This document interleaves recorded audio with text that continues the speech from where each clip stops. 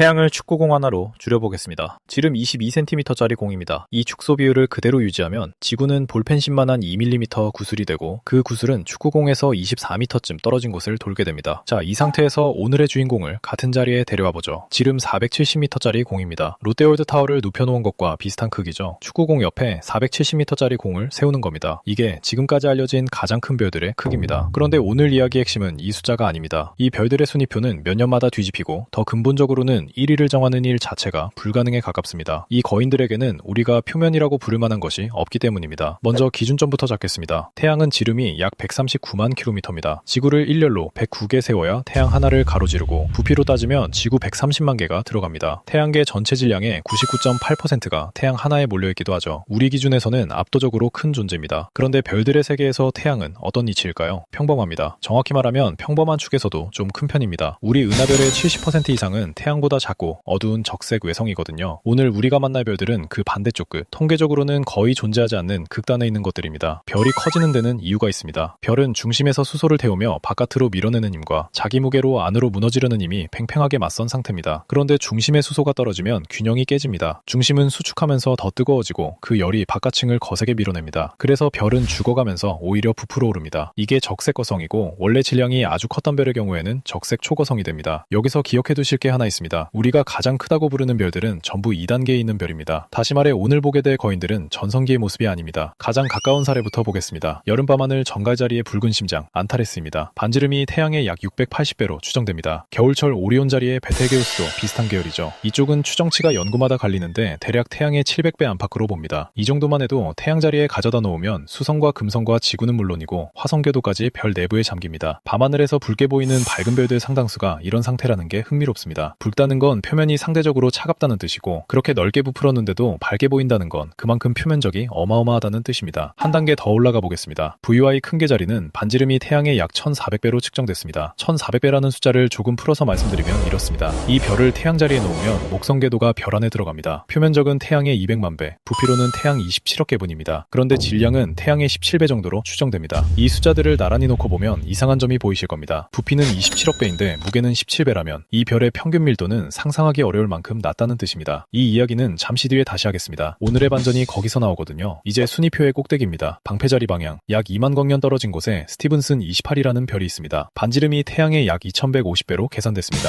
앞에서 470m짜리 공이라고 말씀드린 게 이 별입니다. 태양 자리에 놓으면 토성궤도까지 삼킵니다. 별의 둘레를 여객기가 시속 900km로 돈다고 하면 한 바퀴에 약 1200년이 걸립니다. 빛조차 이 별을 한 바퀴 도는데 9시간 가까이 걸립니다. 태양은 14.6초면 되는데 말이죠. 부피로 환산하면 태양 100억 개가 들어갑니다. 여기까지가 흔히 알려진 인류의 스펙입니다. 그리고 지금부터가 오늘의 본론입니다. 이 2150배라는 숫자에는 커다란 전제가 하나 깔려 있습니다. 이 별이 스티븐슨이라는 성단에 속해 있다는 전제입니다. 별의 크기는 직접 잴 수 있는 게 아닙니다. 우리가 실제로 재는 것은 겉보기 밝기와 하늘에서의 각도이고 여기에 거리를 곱해야 비로소 실제 크기가 나옵니다. 그러니까 거리가 틀리면 크기도 통째로 틀립니다. 그런데 2020년 전후로 이 별이 정말 그 성단의 일원인지 의문을 제기하는 연구가 나왔습니다.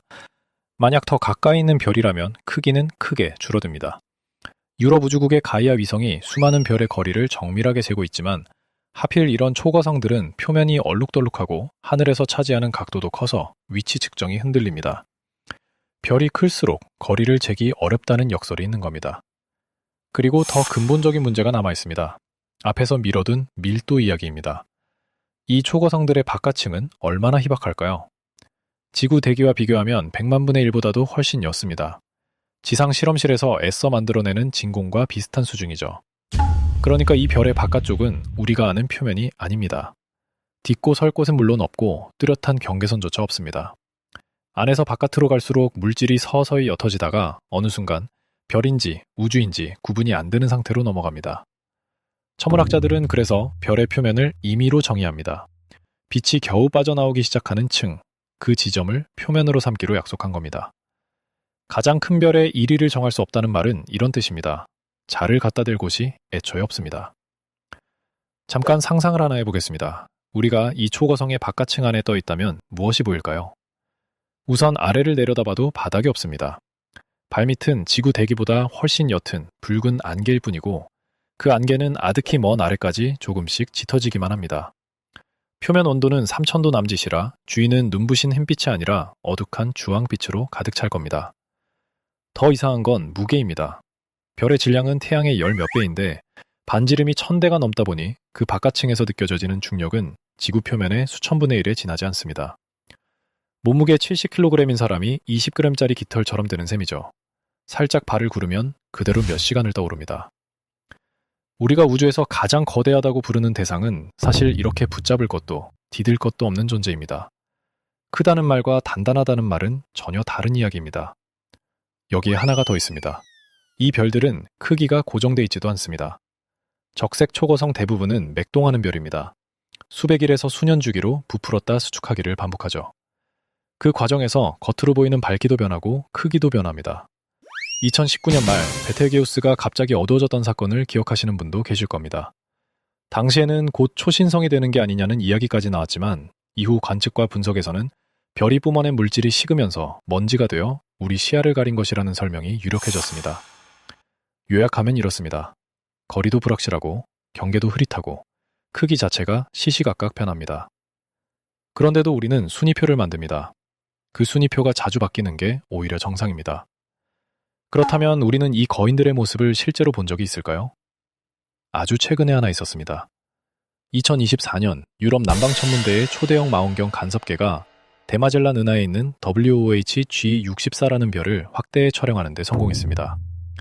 우리 은하 바깥에 있는 별을 이렇게 가까이 들여다본 것은 이때가 처음이었습니다. 사진 속의 별은 예상과 달랐습니다. 둥근 공이 아니라 알처럼 길쭉한 먼지고치에 감싸여 있었죠. 연구진은 이 별이 지금 자기 몸을 격렬하게 뱉어내는 중, 그러니까 초신성 폭발을 향해 가는 마지막 단계에 접어들었을 가능성을 제시했습니다. 우리가 처음으로 확대해서 들여다본 다른 은하의 거인이 하필 자기 수위를 짜고 있는 중이었던 셈입니다. 여기서 흔한 오해 하나를 짚고 가겠습니다. 가장 큰 별과 가장 무거운 별은 전혀 다른 별입니다. 지금까지 알려진 가장 무거운 별은 대마젤란 은하의 R136A1인데 질량이 태양의 200배 안팎으로 추정됩니다. 그런데 이 별의 반지름은 태양의 30배 남짓에 불과합니다. 오늘 본 초고성들에 비하면 조그맣죠. 대신 밀도가 높고 표면 온도가 4만 도를 넘어서 새파랗게 타오르며 밝기는 태양의 수백만 배에 이릅니다. 이론적으로 별은 태양 질량의 150배쯤에서 한계에 부딪힙니다. 그보다 무거워지면 자기가 내뿜는 빛의 압력에 스스로 껍질이 날아가 버리거든요. 그런데 관측된 별들이 그 한계를 넘어섰습니다. 아직 완전히 정리되지 않은 문제입니다. 이제 오늘 이야기에서 가장 중요한 대목입니다.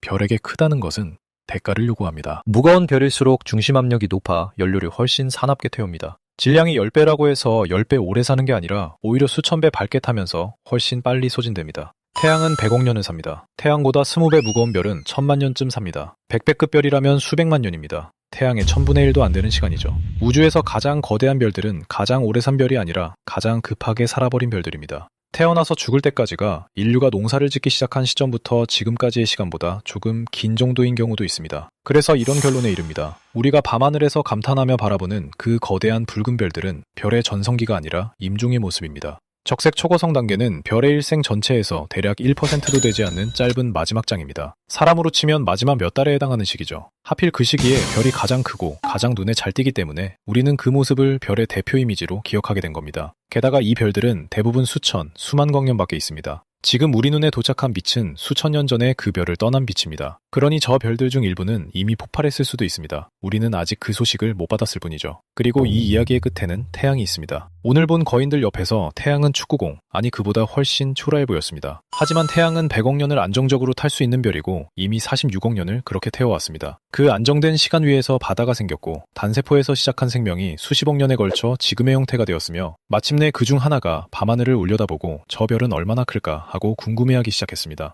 우주가 138억 년 동안 만들어낸 것들 중에서 가장 거대한 것은 스티븐슨 28일지 모릅니다. 하지만 가장 어려운 것은 아마 우리 쪽입니다. 별을 크게 만드는 데는 물질과 중력이면 충분하지만 그 별의 크기를 궁금해하는 존재를 만드는 데는 100억 년을 견디는 평범한 별 하나가 필요했으니까요. 오늘 밤 오리온 자리가 보이신다면 왼쪽 위에 붉은 별을 한번 찾아보세요. 그 빛은 640년쯤 전에 출발했고 그 별은 지금 자기 생의 마지막 장을 지나는 중입니다.